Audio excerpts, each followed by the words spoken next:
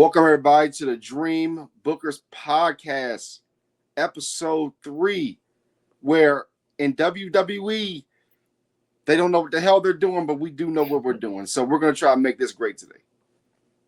Yes, sir. Yes, sir. Episode 3 of the Dream Bookers Podcast, where we're going to talk about, we're mainly going to talk about WrestleMania 42, Night 1 and Night 2.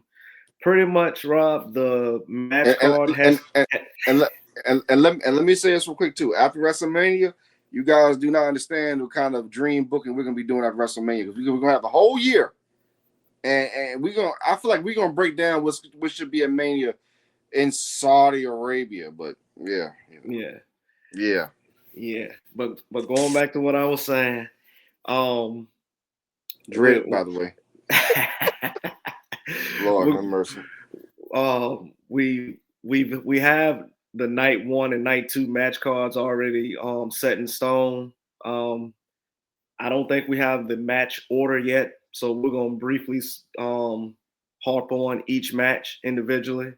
Give the fans what they want to hear. Give the fans our prediction, and we're gonna see if our predictions are the same as WWE and TKO and WWE Creative. The game. So let's have some fun and book WrestleMania 42, Night 1 and Night 2 live from Allegiant Stadium. Yeah, the home of the Las Vegas Raiders. They're definitely lost for real. Yeah, they lost. All right, now. So starting off, the first match we're gonna talk about for Night 1. Gotta get to it. Let's start with the Usos and LA Knight versus the Vision of Logan Paul. First of all, the new tag team champions, the Vision, Logan Paul and Austin Theory, and an unlikely tag team partner in I Show Speed. Well, since they're bringing the celebrities out, what they should do is just bring Ashton Hall out there and have him beat the hell out of I Show Speed.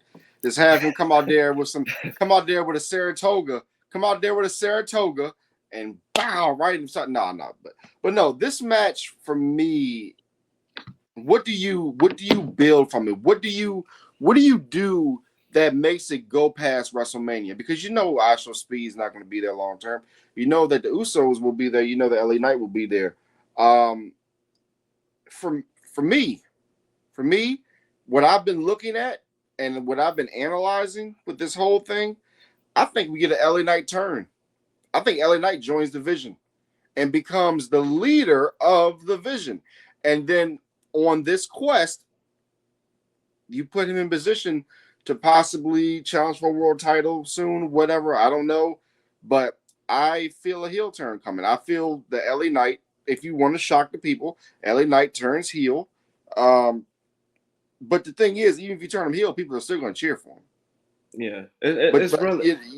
So it's like the reason I say that is because, I mean, at this point, what do you do with them? I mean, the Usos can't join the Vision. No. I mean, or they could beat down LA Knight after the match and make themselves heels and later on Night 2 help Roman. But to be honest with you, man, I don't see the point of this match. I'm trying to think of ways to book it, but there's really no reason for it. I think the only way, or in my opinion, if you book it, if we were to book it, I think what I would do is you bring Speed out with the Vision, but then you hear the sirens go off. Then you hear the dogs barking. And you bring, because what I'm pretty much saying, that Breaker has been cleared. Has he been? I think he's been medically cleared to. Yes. So that'll be a good way to transition him back into the fold, get him back into the ring, let him stop Speed from walking down the ramp and be like, I got this. And then you can have the Vision go over and win this match. But if that doesn't happen, I don't see where it makes. I understand, yes, Logan Paul and Austin Theory just won the tag team titles, but I don't see it benefiting LA Knight or the Usos to take the L to this team just for the simple fact that I Show Speed is interjected into this match. And wouldn't that be a little anticlimactic if you had Braun Breaker come back for this match? I would say more of the Gunther Seth Rollins match, because Seth Rollins is his rival, and they're gonna probably have a match here soon. You're talking about SummerSlam coming up. SummerSlam's right around the corner. I mean, even though it's April, May, June, July, August. I mean, it's SummerSlam will be here before you know it. So I would save him for that. I think this match shouldn't be that long. I think it should be quick. I agree with you. If LA Knight doesn't turn heel, or if nobody on that side doesn't turn heel, I definitely think that LA Knight and the Usos should go over in this match. What you do in this match for me is you have the Usos have them win, because you're going to have a rematch for those tag team championships here soon, and you start to legitimize those tag team championships, meaning start having epic matches. But you also put LA Knight in a position where you start putting him in a position for Money in the Bank. Like it has to start now. It has to start now. And it also has to start with LA Knight getting his momentum back. But yeah, I see no reason for the Vision to win this match. If the Vision win this match, they should move on as far as tag team title contenders go. If you can find one on Monday, bro. Okay, so if you say that, if they book it for the Vision and I Show Speed to go over, who eats the pin? Because I think I wouldn't have LA Knight eat the pin, because as fans have been waiting so long to see him finally break through and get his long awaited, like, legitimate shot at winning the world title. I felt like the whole move from SmackDown to Raw was for that reason, because I just didn't see a world where they would have had him beat Cody for the title, but I can see it in a world where they can put the World Heavyweight Championship on him. Because for some reason they still, like, if you think about it, although Punk is holding the title and he's bringing credibility to it, and also you got a high profile match with Roman on the brinks that's gonna happen on night 2. They still kind of treat that title as the secondary world title. It'll be until Roman holds it up, then they'll become number one. But I know we bouncing all around the board, but I feel like, to me, Punk isn't doing a bad job at defending the title and making it worthy. It kind of it reminds me of when Seth held the title the first time. He was in all these matches. He was defending the title every chance he got, just trying to bring that credibility to it, since it was a new title that they kind of pretty much had to bring because of Roman's 1,316-day reign as undisputed champion. So, I mean, like I said, I just go back to my original point. This match, too many celebrities. You could have gotten somebody outside of I Show Speed. You mean to tell me you couldn't have found another member to add to the Vision? If you really believe in this group, then you think this group would, have another member. But I don't see the point of the match unless you're building some epic tag team matches down the line, or if you're trying to build LA Knight. Other than that, Logan Paul is established. We already know what's going to happen to him in the future. Austin Theory, if you want to make him look good in this match, excellent. But to me, it's all about the Usos and LA Knight. So your prediction is LA Knight and the Usos go over. Austin Theory, ISO Speed takes the pin. We don't see it here from him again. Okay. I'm I'm not going to argue with you. I agree with everything you said, especially on your prediction. That's my same prediction. Usos and LA Knight win. I show speed eats the pin. So All that's how I right. see. That's how I see that match. All right. Now let's get to I feel like this may be this match I'm about to talk about that we're about to talk about now has the potential of stealing the show. And that is the unsanctioned match between Drew McIntyre and Jacob Fatu. Hmm. This match, I feel like again, so I feel like somebody's gonna get involved. I feel like, But um, who? but who? I've been having a vision here lately. No, and no pun intended with that. I've been having a vision here lately. And seriously, when I say this, what if we get some type of tandem between Royce Keys and Jacob Fatu? They're both from the Bay. You got the street element, all that good stuff. What if Royce Keys comes in and helps Jacob Fatu? What if Royce Keys comes in and really introduces himself to the world for real? Because the thing is, what really is a heel and a face anymore? Like I said, I don't know. I don't know how it will work out, but that's one possibility. I mean, very slim in my eyes. But the next thing I can see is, and more realistically, I'm just throwing it out there just in case, because we saw the whole Solo Sequoia thing last night, the bloodline, and so you gotta think about it a little bit. You got a Yeah. vision of it a little bit. Mm-hmm. But for this, Drew McIntyre losing this match does not hurt him.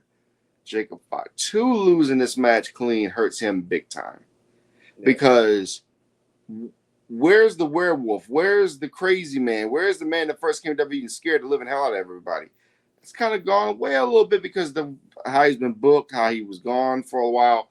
So for me, in this match, it has to be shocking. And what I mean by shocking is the way I would book it. Yeah, I would have them go back and forth a little bit, but I would have Jacob Fatu get his get back, handcuff Drew McIntyre to something, beat the living hell out of him, and I would have Jacob Fatu go over in this match. Not a squash, but a semi-squash. Send a message. Again, we're headed towards SummerSlam. We're building towards WrestleMania next year. We're going towards Money in the Bank. I say a semi-squash here of Drew McIntyre to get Jacob Fatu's momentum back and show him as the dangerous force he is. Okay. I like where you're going with that. I too feel only because it's been rumblings that I think Drew was stepping away after Mania for a little bit. So I feel like the brutality in this match is going to favor Jacob, and he is going to make Drew suffer, especially like you said, handcuffing him to something and beating the living crap out of him.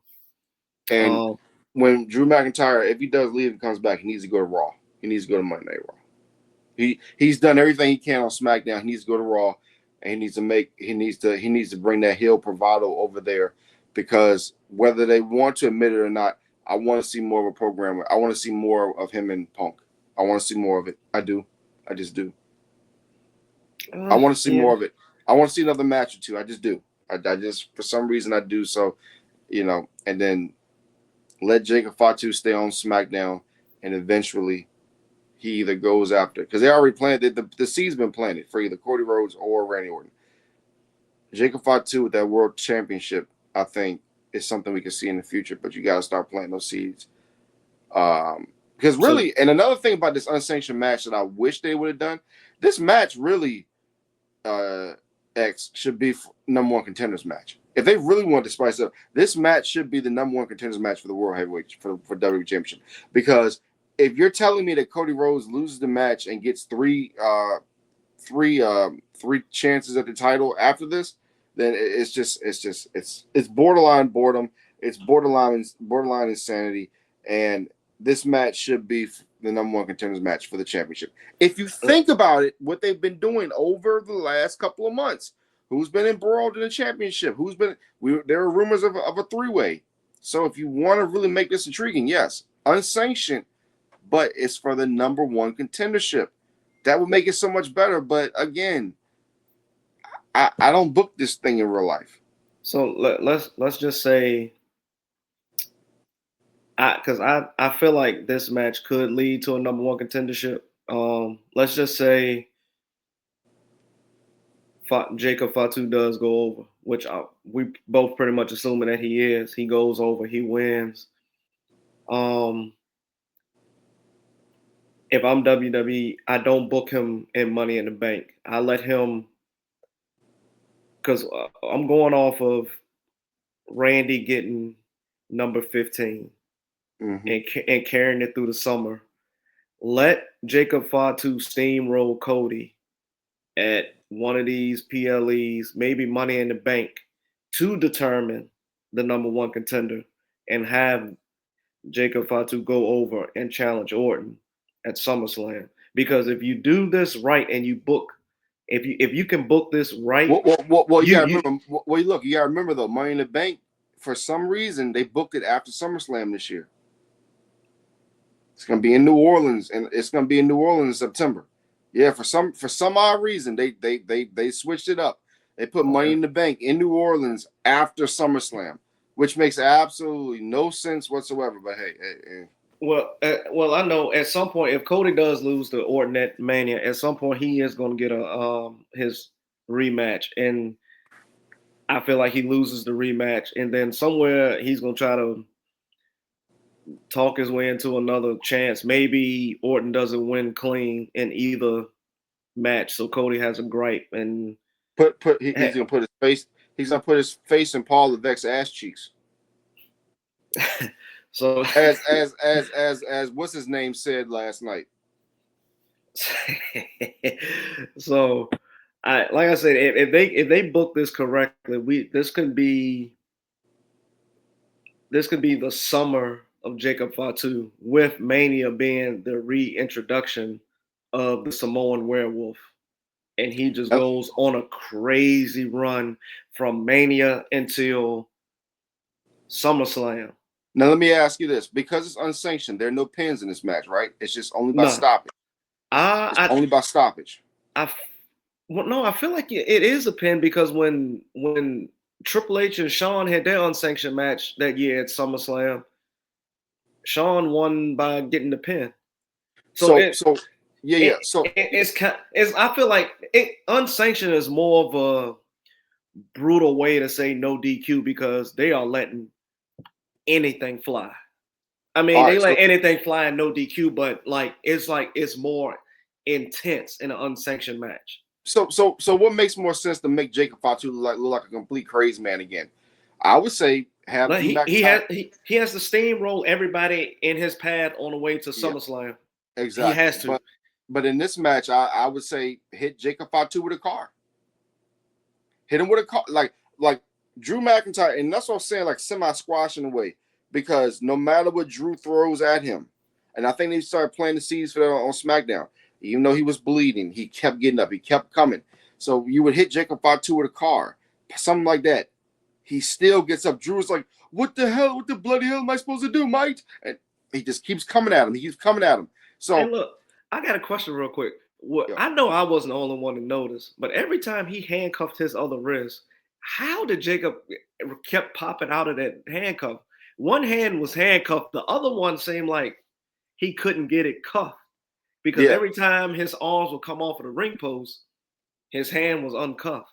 Well, see that right there is kind of what the You and think I it's know more a like lot of it's well like look more like I, for the aesthetics, for the look of it's it? like it's like the foreshadowing. I know a lot of these online guys today don't look at the small stuff like that, but those are like little teasers. Those are like those are like little tidbits where hey, no matter what I'm doing right now, I cannot keep this werewolf down. What am I going to have to do so drastic to keep this werewolf down? So that's how you make him look strong. Because I'm telling you, if Drew McIntyre goes over in this match, and it's look, even if there's interference and Drew McIntyre goes over, But I feel that damages Jacob Fatu long term, and he might as well go back to his old stomping grounds, or either start planning to go to AEW because Jacob Fatu is better than this, man. Jacob Fatu is a force to be reckoned with, and That's why to I feel like. waste That's why I feel like they. and to waste this bad we keep looking for badasses in professional wrestling. This is a certified badass. Even anytime Cornette gives you a stamp of approval, you're there. So my final prediction, Jacob Fatu wins in dramatic fashion. Again, I agree with you. Same here. Fatu goes over. He gonna steamroll Drew McIntyre. Like I said, they're gonna have their action where they're going back and forth, but when it comes to the finish, I think he's gonna steamroll him and get the victory. And this is gonna lead to the summer of Jacob Fatu. Yep, I agree, 1000%. Oh, you gonna like this one. This is your favorite match. Now let's talk about the WWE Women's Tag Team Championship Fatal 4-Way match. When you have the challengers, Alexa Bliss and Charlotte Flair, Bayley and Lyra Valkyria, the Bella Twins, and the champions, Nia Jax and Lash Legend. I can tell by the look on your face, it's going to be a quick answer. Bailey, people like Bailey, not people like Liv Morgan, should be challenging for world titles. Okay? If Bailey was in AEW right now, do you know what they would be putting together for her and Sasha Banks at a summer pay-per-view for the championship? Why are we bringing back these women or these athletes? Why are we bringing these people back who were part of some of the worst eras in professional wrestling history with WWE? The Bellas. I mean, look, man. At this point, you might as well bring back the Divas Championship. Okay, you need to try to start. I mean, you even look at. We're not talking about Rhea and Jade, but think about 2 years ago if you told somebody, "Hey, man, you could get these two in the ring." The bill, the hype, and then you look at this match. You have a Lash Legend. You have a Nia Jax, and it honestly feels like they're irrelevant. Because everybody's worried about Bliss and Flair and the Bella Twins, and can the Bella Twins become the first set of twins to win a tag team championships and all that jazz? Um, Honestly, bro, for me, I hope it ends. I hope it ends in no decision.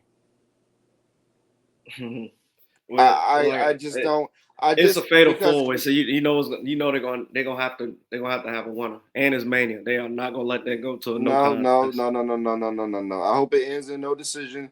I hope that some that what am I hoping?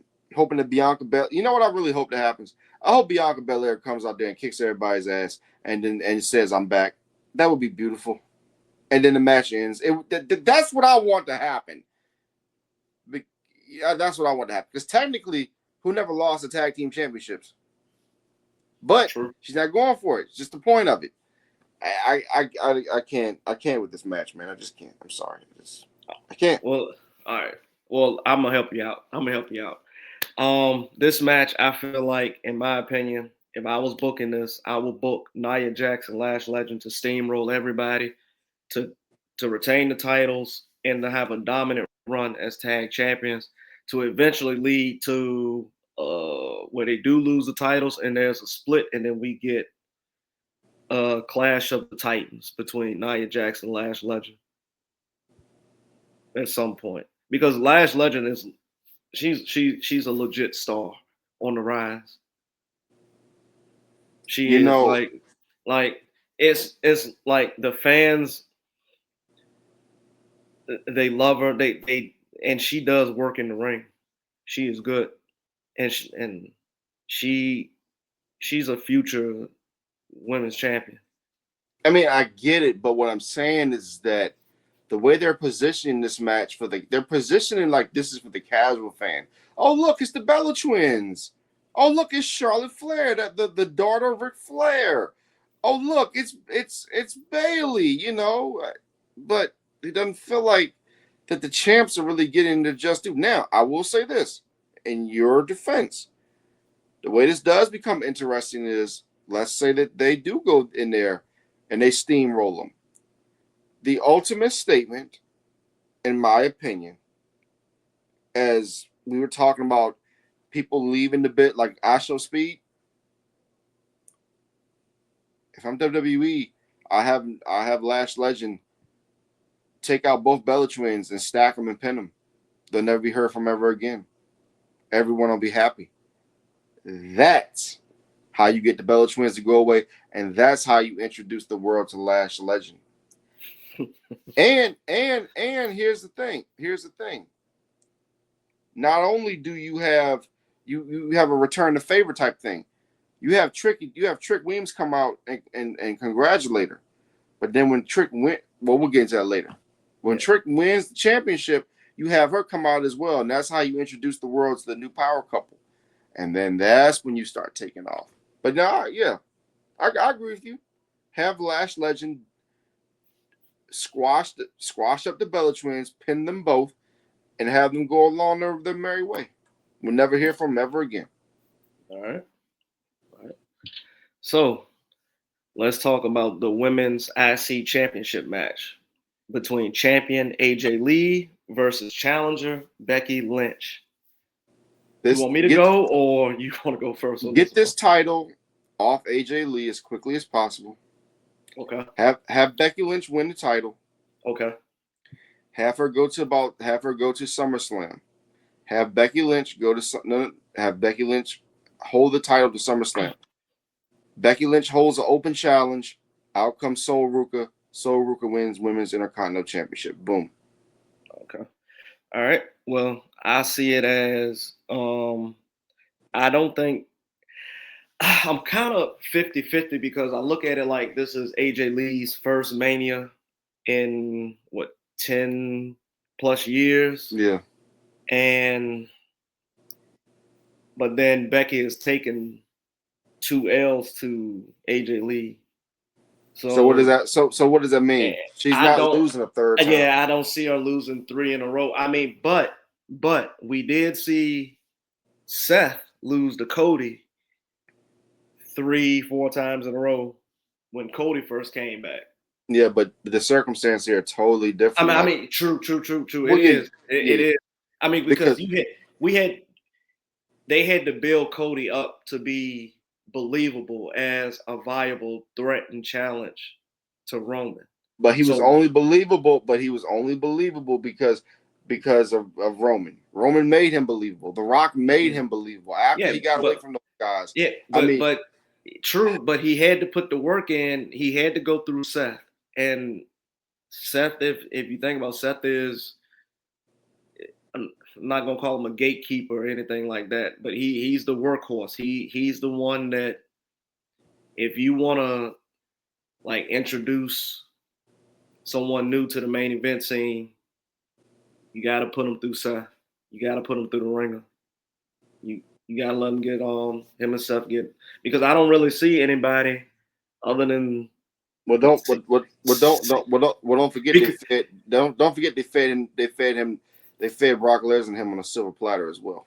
Yeah, but I think the only reason why I say Seth is because regardless if Seth wins or him winning doesn't hurt, but if Seth even loses, it doesn't hurt him because he has already built up that cachet. Exactly. So I think, like I said, I think that's why when they brought Cody in, they paired him with Seth because Seth took, like I said, 3-4 L's in a row to Cody, and it never hurt him. He never lost position in his main event stature. He was always looked at as a world champion type player. So I mean, and the thing is, this doesn't hurt Becky Lynch because it doesn't. I'm not a fan of Becky Lynch, but it doesn't hurt because she already has the cash in all that. It feels like AJ Lee has to continue to win for her to keep showing up every week. So I'm gonna get this to Becky Lynch.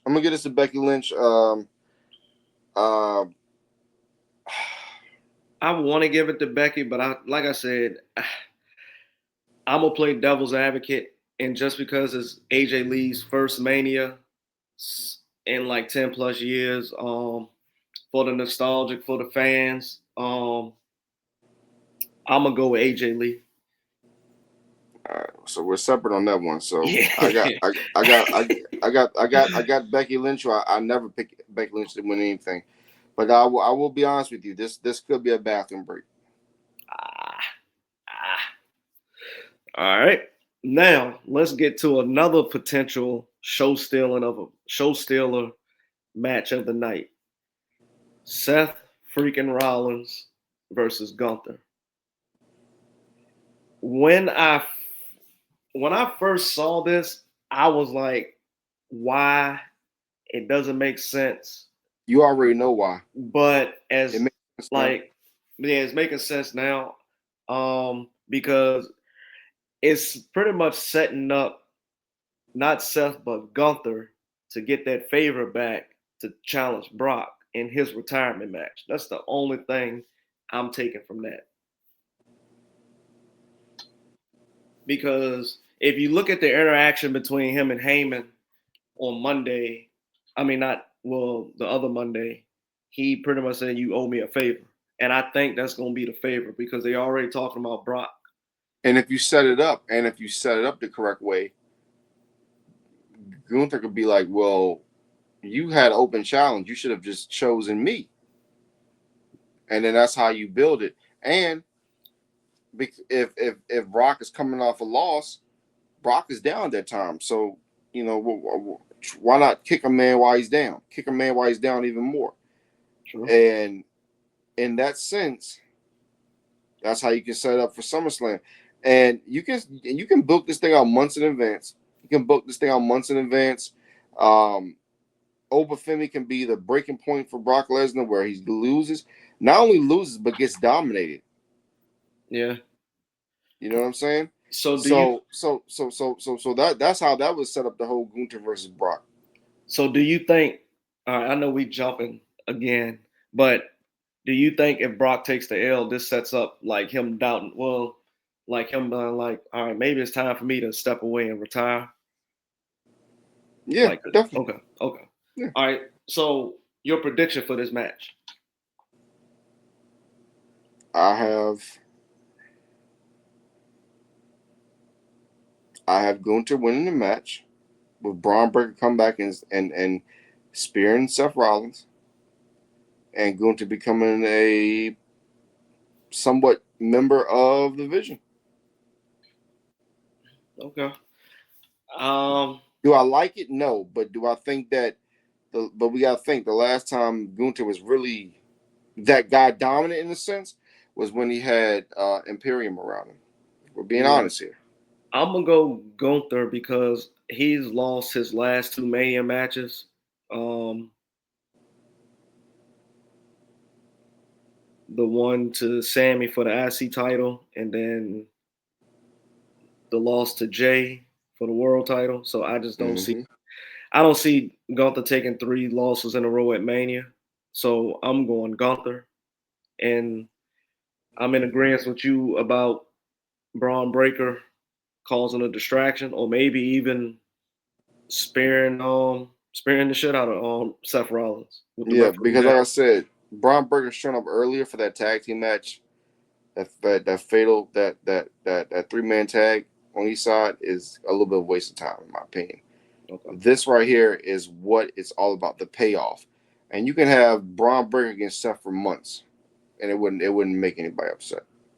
Okay. All right. So the Women's World Championship match with the champion La Primera Stephanie Vaquer versus the number 1 contender Liv Morgan. I'm gonna make this simple. Stephanie Vaquer wins the match. Is it dominant fashion or is it? It's not dominant, but back and forth. Raquel Rodriguez gets involved. The other member of Judgment Day comes out, tries to bully her. Raquel Rodriguez lays them both out. This is where we get the turn. Raquel Rodriguez becomes a babyface. The Judgment Day is on the brink of breaking up. I have Stephanie Valkyrie winning the match. I think there's somebody else out there for her other than Liv Morgan. Okay. She should not be losing to Liv Morgan. So that's just my simple synopsis on it. I'll give it to Stephanie Valkyrie after Raquel Rodriguez gets involved, and then after the match, she attacks Liv Morgan. All right, I'm gonna throw this idea to you and see what you think. Let's say Stephanie Valkyrie does go over, retains. You think she holds it until Naomi gets back? I was going to say that. Yeah. In fact, I would love to see Naomi. I don't know. I think Naomi's had. I don't know if she's had a baby yet or not. I don't know either. That's why I was like thinking SummerSlam is maybe to me that's the second bet. If she's not dropping the title at Mania, let her drop it at SummerSlam. Yeah, because like I said, at that point, I just don't think Liv Morgan is championship material. Never have. I never will. Her fans may get mad at me. That's just how I feel. Stephanie is legit. For me, I feel that if anybody's going to take that title off her, if I want to see somebody have another championship run, I want to see Asuka defeat Stephanie Valkyrie. To me, that's more credible. To me, having Asuka have that another little quick run with that championship, or even having a Bayley have another quick championship, have another run with that championship, to me is more impressive. Would be more impressive down the line than a Liv Morgan who just screams on the mic and makes no sense half the time. Okay, I got you. So I too choose Stephanie Valkyrie to retain. In a back and forth match, like you said, I see Judgment Day getting involved, and that causes Liv Morgan more of a distraction than it does Stephanie. The Judgment Day, the Judgment Day needs to just disband at this point. It's really no point. I think WrestleMania 42, we see the end of Judgment Day. We should. Yeah, it's ridiculous at this point. Now, let's get to the main event. The undisputed WWE Championship champion, Cody Rhodes, versus the number one contender, the Viper, the Legend Killer, Randy Orton.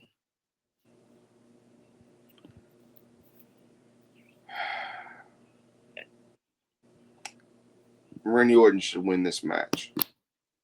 He absolutely should win this match. No doubt about it. But I have a feeling that we're going to have a double turn here. I have a feeling that Cody Rhodes is going to end up winning this match. I feel that Pat McAfee is going to do a double turn and turn on Randy. And we could possibly see a new corporation. Cody Rhodes, Pat McAfee, Triple H. We could see a whole new corporation setting up Survivor Series. Team Triple H versus Team Rock. Possibly. I know that sounds out there. I know that sounds a little crazy.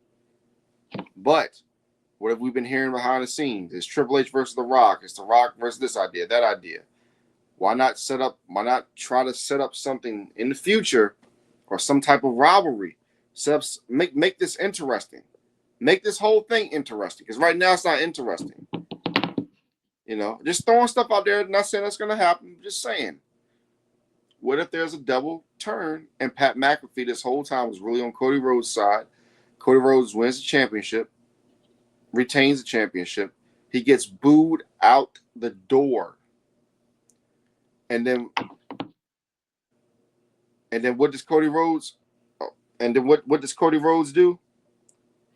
Oh, gotcha. But then what Cody Rhodes does? What Cody Rhodes does is, what does he do? Cody Rhodes comes back on SmackDown on that Friday, and Cody Rhodes has the black hair. Cody Rhodes has the old persona. and he becomes that guy. Now, the thing is, which with the reason that you can do something like this is you can, because I don't feel like WWE has done a good job of telling the real story of Cody Rhodes and Randy Orton.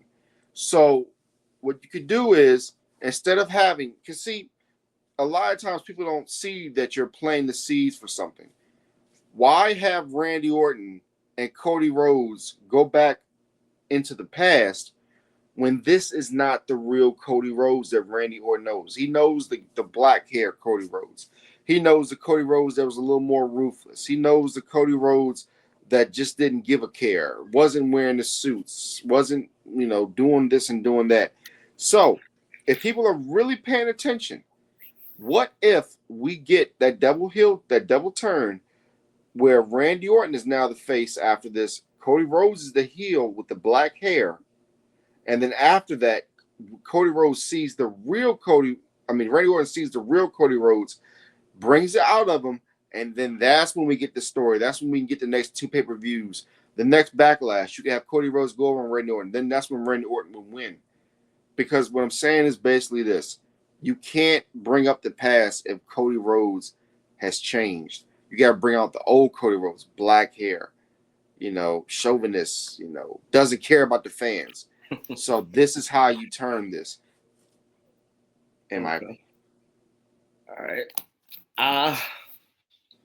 I see it as I like the thought of this new corporation with Pat, Cody, and Hunter. But I feel like I just don't see a double turn happening because Randy just turned heel. And I think they want to give him a good little heel But run. he's still getting cheered, though. That's what I'm saying. So at this point, he's still getting cheered. So why not have Pat McAfee come in there and turn on Randy? Because really, I see what you're saying, because honestly, I feel like it'll be easier for the fans to boo Cody than it is for the fans to boo Randy. Mm-hmm. But like we were saying earlier, who's a true heel? Because everybody. If you had Cody double turn on Randy, turn and did a face turn, he was aligned with Pat McAfee. I think that's why the hate for Pat McAfee, they're trying to get into a fever pitch. You put these two together, they're going to be hated. They're going to be heels. But I feel like WWE fumbled the ball because you should have, instead of turning Randy heel, you should have turned Cody heel. And it would have been too obvious, though. But especially we can't trust him to do anything right. We can't trust him to do anything right. So that's the point. If we can't trust you to carry the football from the 1 yard line, from the 5 yard line into the end zone, mm-hmm. and you got 4 chances you can't get in, what are we trusting you for? But then ball out of your hands. But I also feel like Pat McAfee wasn't the other person on the other end of the phone that Randy was talking to. I feel like it's still someone that hasn't been introduced yet, or so let me stop you there. The slash on ticket prices, the way the business needs to be. Do you think that they could still bring out Vince McMahon?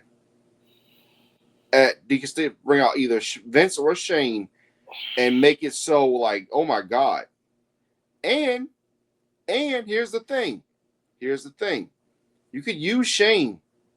You could use Shane for that match. Down the line with Roman, you could use Vince because guess what? He has beef with Vince McMahon still. So just think about the dynamics of what you can really do with this thing. You can have a situation on night 1 where Shane shows up. Vince shows up night 2. The gang is back together again. And just remember, there's a reason Stephanie made that promo. They have to pay that off as well. Because you and I both know she damn sure was not talking about Pat McAfee. There's something in the air. And and I feel like we get that in the main event. Because I feel like if Pat McAfee is that person, then that was just a waste. You wasted a perfect opportunity for shock value Exactly. to surprise the fans because no one is even talking about it could be someone else or no one's even thinking like who could it be. I totally agree. I totally agree. So for me, I give this match to Cody Rhodes retaining the championship. No, I'm giving it to Orton. Orton's getting 15 because he's talked about it too much. He's been even even during the days he was face and helping Cody, he always side-eyed that championship. So I I feel think like he gets it. I agree with you, but I think he gets it as a face, not a heel. In a couple of months, I think Cody Rhodes defends against because I know they want to pay off this whole jelly roll thing, but I think that's also a waste of space. I think they might get involved in the main match, but I think they'll find a way for that to go away because it's just not worth it in my opinion. It's just not a fan of it. so. All right, so all right now we got to bring it back to when we was talking about Jacob. Where does Jake if Cody does retain, he turns heel. Him and Orton have their series of matches Mm-hmm. during the summer. Where does Jacob fall into the play for SummerSlam? Is he gonna steamroll Orton? Because to me, I think a bigger payoff is him beating Orton for the title and him steamrolling Cody in pursuit of the title. I don't know. I think either way, Jacob beating either one of those two guys is huge, and I think them making him look strong is huge. I'd rather see Jacob as a heel. I mean, I like the whole. See, but see, he's another one that fans don't want to boo because he's more relatable to the well, that's the fans. thing. You don't. That's the thing. You don't always have to boo a heel, but people can know that they're dangerous. And people didn't boo the NWO like that, but they knew they were dangerous. Well, how about this? How about him not? How about can he be more of a tweener? Because I'm getting like kind of tweener vibes from him. Yeah, Like yeah. what That's what I'm he saying. Yeah, yeah. He can be was in. He can be the in between. Yeah. because if you think about it, I know comparing these two right now really not gonna make sense. But if you think about it, Stone Cold really, I mean, he got babyface popping reactions, but his in ring work was work of a heel. I mean, I just think that listen, this day and time, fans are so fickle. They don't know what they want. So, and like I said, man, you have time with Jacob. Jacob just has to set the groundwork against Drew first, and after that, if he can do that, he's a made man. If he Okay. loses, it's over.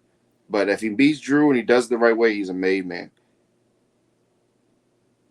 And I yeah, and yeah, it does and really Trick has more of a small beef with Randy than vice versa.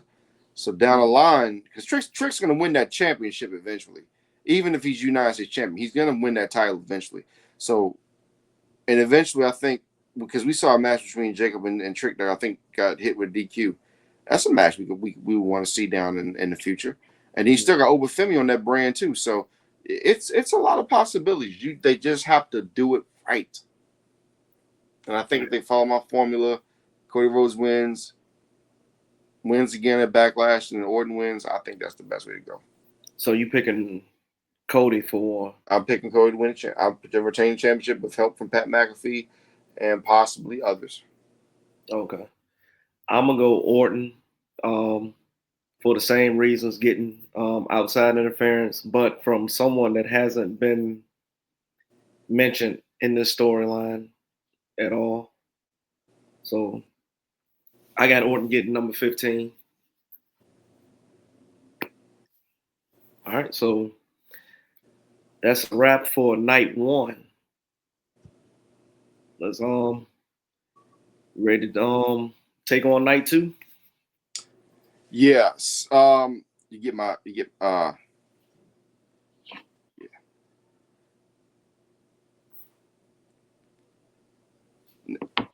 Now, is it possible? Oh shoot. Now, what I was thinking is, okay, so we've done night one. What do you think? What do you think about doing a breakdown? What do you think about doing a breakdown of night two? Maybe on maybe next Sunday. What do you think about that? On the day of, or are you The gonna day be? of. Yeah, because We can do. because here's the thing. I feel like night one is gonna set some things off where it's gonna throw a lot of stuff off. So I feel And like we do like a quick prediction, maybe next Sunday before the show starts. yeah, we can do that because I also have a gut feeling they're gonna add one more match because I do too. because the numbers, if I'm got it right, night one has 7 matches and night two only has 6. So they Yeah, have one more potential match. I have an idea what the match is gonna be. I'm just not gonna say it just yet because I don't wanna jump the gun yeah, just in case they go a different direction. yeah. Because I just feel that that there's stuff gonna come off night one that's gonna affect night two, and Oh it, yeah, it for yeah. sure. For So sure. yeah, Yeah. Oh yeah, we can definitely deep dive night two um before WrestleMania. definitely. Awesome. So what I think they're gonna start at 7. So even if you want to go, you know, I We can I think this yeah. what we can do, we can go early in the day, Hmm. like early in the afternoon. Yeah, It shouldn't take us no more than maybe the same amount of time, anywhere from yeah, 45 minutes to an hour to for sure. yeah, yeah. Yeah, We can definitely because do I that. I, I need to night two. I need to think on it a little more. I've been Yeah. already prepping everything, but night two could be as not controversial.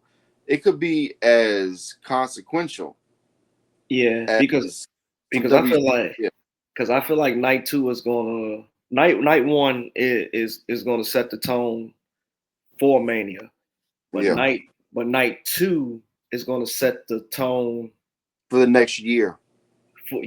for the future of the company and how Yeah, things play itself out through the summer, going into because um yeah, because as I told you, once Mania is over, man, like we're gonna start booking Mania a year out now.